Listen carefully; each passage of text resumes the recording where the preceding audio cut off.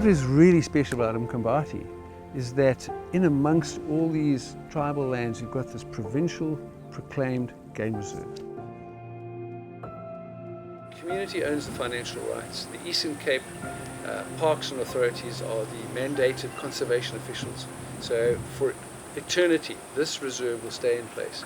And we have the rights within this reserve to construct a small 15-room lodge, which will be a beautiful little lodge right on the beach, and then 10 beautiful beach villas where you'll be right on the coastline. There'll be no other place in South Africa like this where you'll have your own home, you can walk out of your home, leave the doors open, and be right on the coast.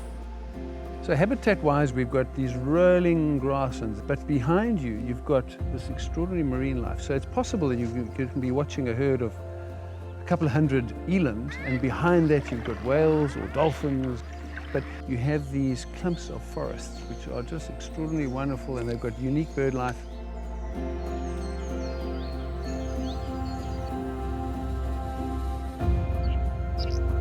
Bisecting the reserve and all different places are these extraordinary waterfalls.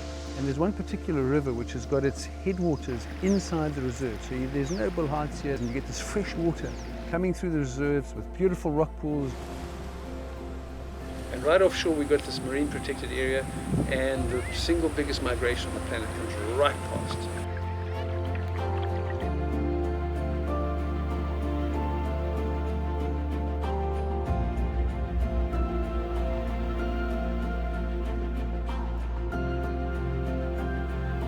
In my job, I have the privilege of going to a number of spectacular properties, and I had the privilege of going to Mkambati a little while ago, and I can honestly say that it absolutely blew me away.